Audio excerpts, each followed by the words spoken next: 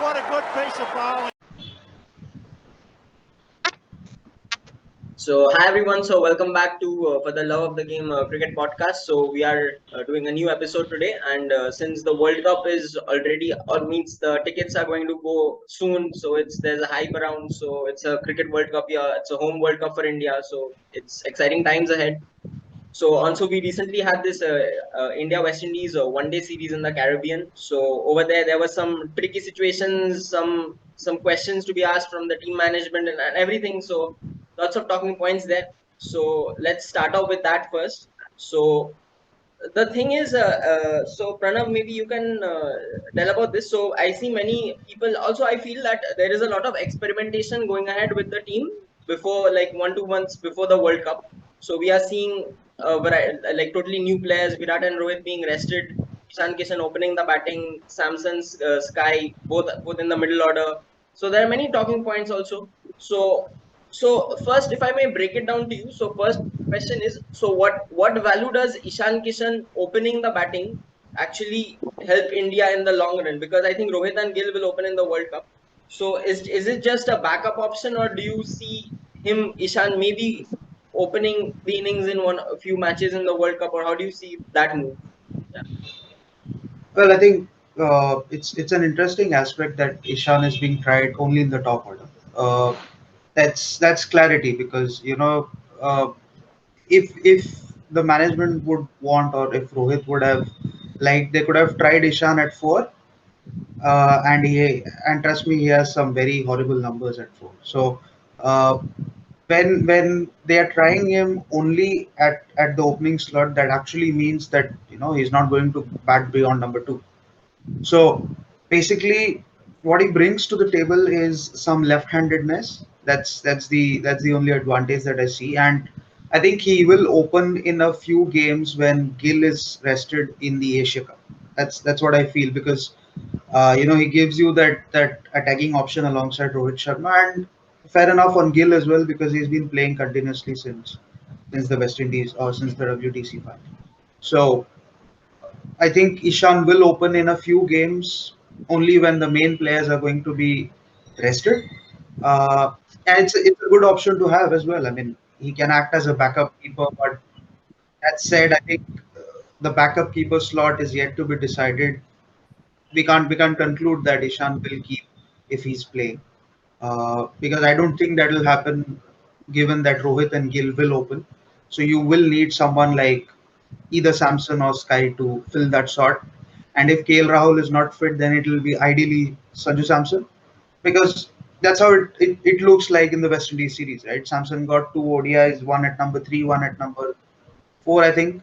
So he batted in the middle order. He played a very good innings in the last ODI, and credit to him for actually showing the world that he's an excellent spin player.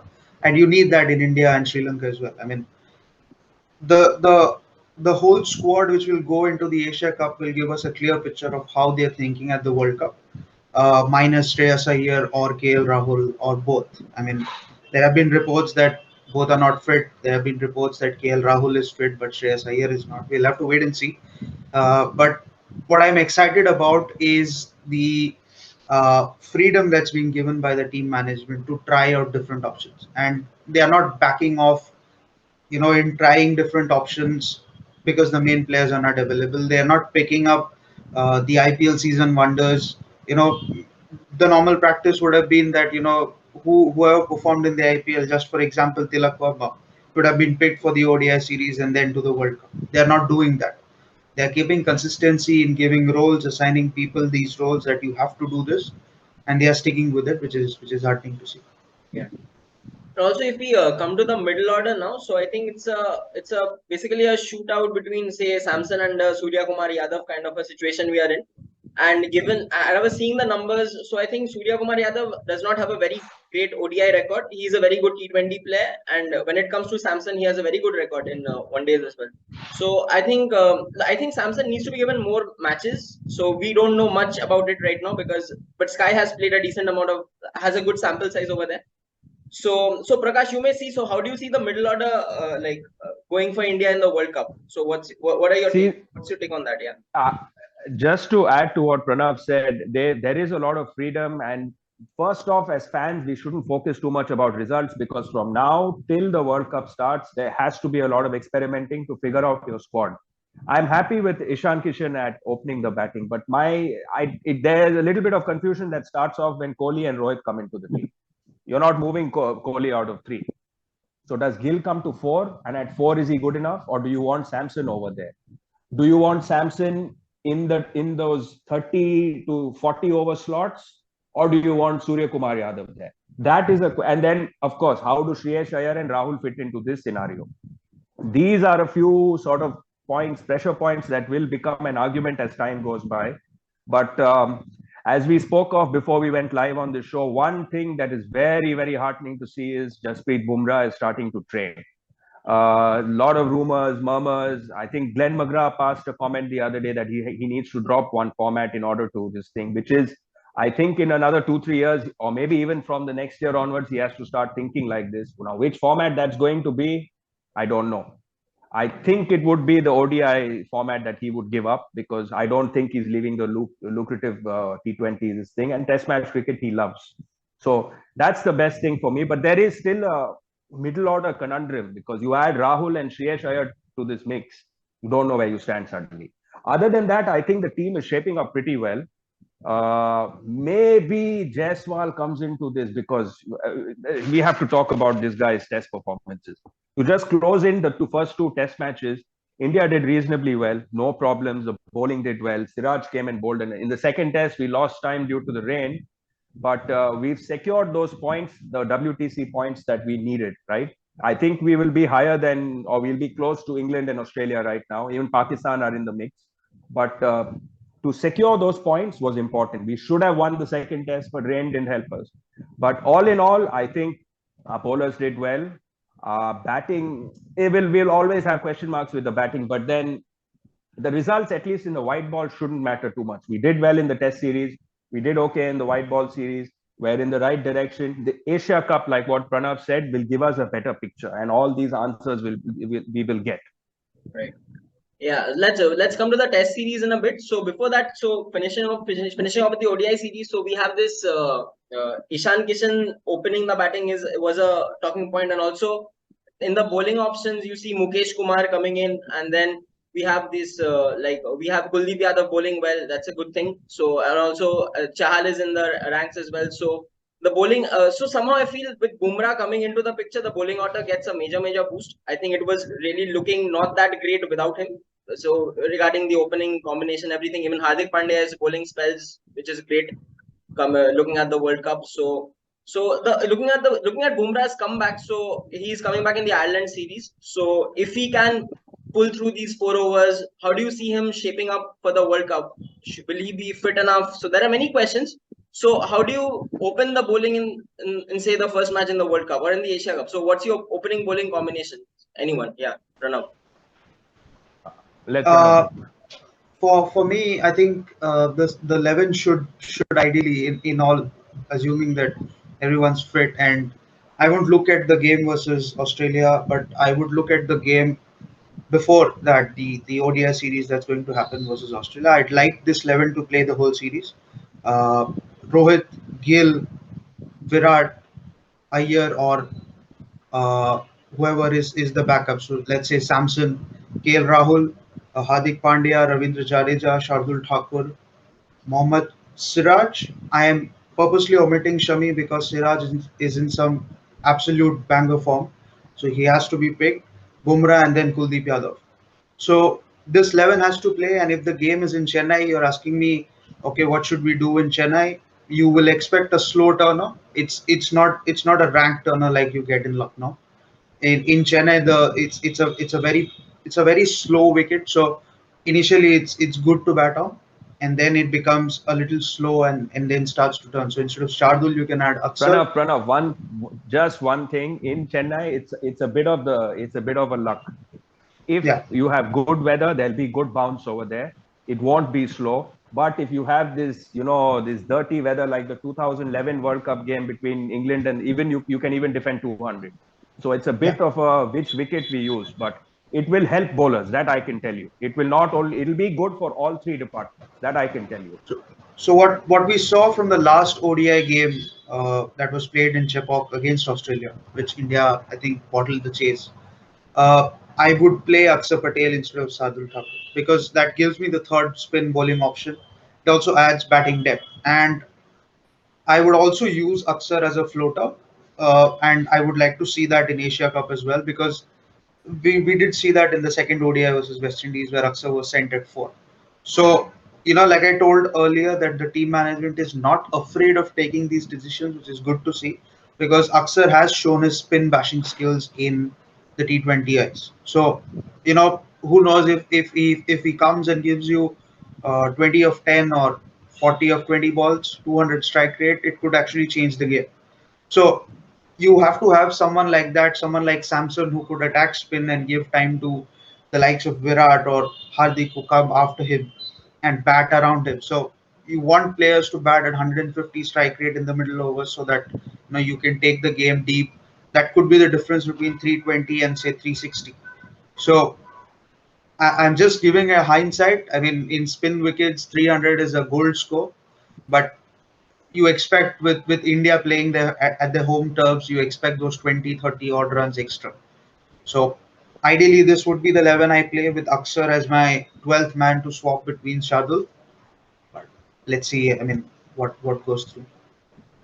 Yeah, and I think Aksar and Shardul Thakur will be very critical players looking at the 11 because they are your like all rounders, as you say. So even in the bowling, I somehow feel that like people love Shardul Thakur, but they are not really that confident regarding his bowling skills. Like some days he might go for plenty, so that's a bit of a tricky situation. But overall, he is really handy with the bat. So I feel so he can be a very good addition. I think Aksar is a bit more sorted with the bat. Maybe I don't know. So let's see how it goes. So and Shardul loves playing against Australia. yeah, Let me that's what. remind you Yeah, that he does. Shardul loves playing against Australia. He has an incredible record versus Australia in Australia. So yeah, you never know. I mean, Yeah, Shardul Thakur is the sort But of player like you would want when like nothing is happening. So yeah, he can give you the breakthrough. Yeah, Prakash, you were saying something. yeah, my question to both of you now is, who are your top three spinners? three. That's an interesting question. I'll only have Akshar and Kuldeep in my 15, and I'll have Chahal in the reserves because that's But how I what look about at it. Jaddu? What about Jaddu? Yeah, so it's Jadeja is I mean it's a lock slot, so I didn't mention Yeah, his he's a name. lock. Yeah, okay, okay. So that's Jadeja, Kuldeep, and Akshar. So that's three left arm bowlers. You would there were reports that Ashwin might start, but I don't think there'll be an I off don't think spinner. so. It's going to happen. It's not If going to if happen. at all there's a need for a fourth spinner, which I don't think will happen because you need two backup batters in the 15.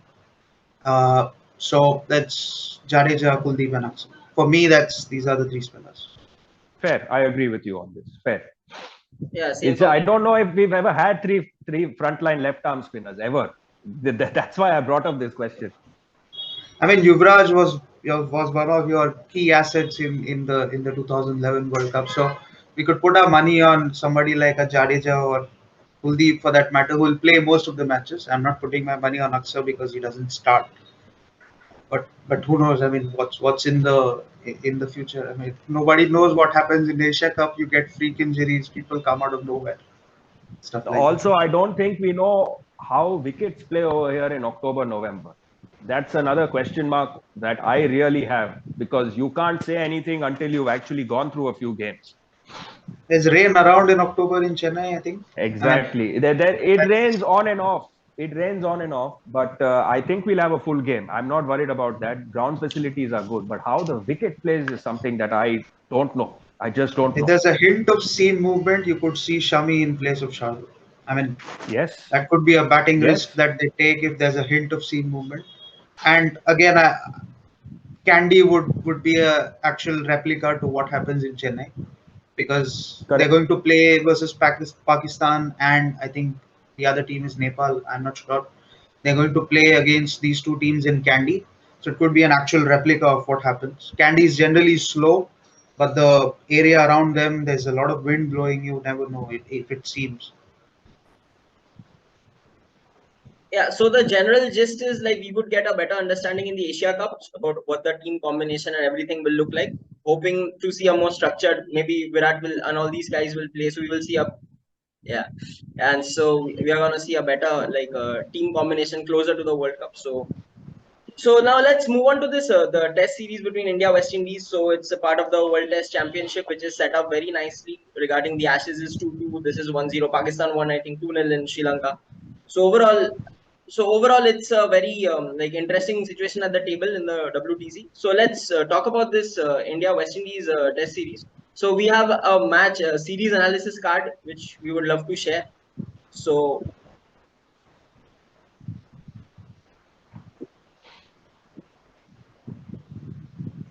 yeah, so we have this series analysis where we found out some performance ratings and some key performances and things to improve.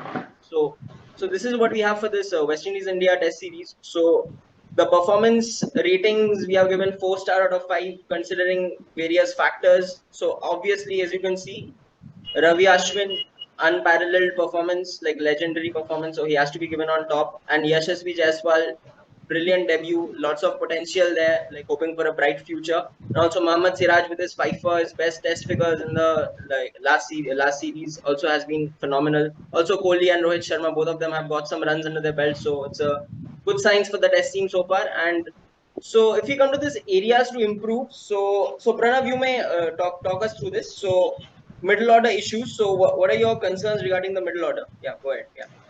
I think the point that I really look forward to, especially in the South Africa tour, is that in West Indies you can afford to play two spinners, right? You can afford to play Ashwin and Jadeja, but when one of them has to sit out forcibly because of the extra batter, how do you sort that puzzle out? Because that is where your middle order consistency comes, and players like Rahane, who's from what Vikram Rathore told us, he's going to be picked in South Africa. So, they have to step up. They have to score some runs. Rahane had a horrible West Indies tour, which is fine given his World Test Championship heroics, but they need to step up. I mean, Kohli did score a few runs, did score his century, uh, but I think Shubman Gill also needs to get used to that number three position where you have to have that solidarity and then support the openers. So what I feel here is that the more they play the domestic tournaments, the more they play. Like I saw a video of Ashwin surfacing that he's playing the TNCA division cricket right after a week after landing from the West Indies. So when they have that sort of match practice under their belt, you can milk those runs. Prithvi Shaw has gone for the county stint in England.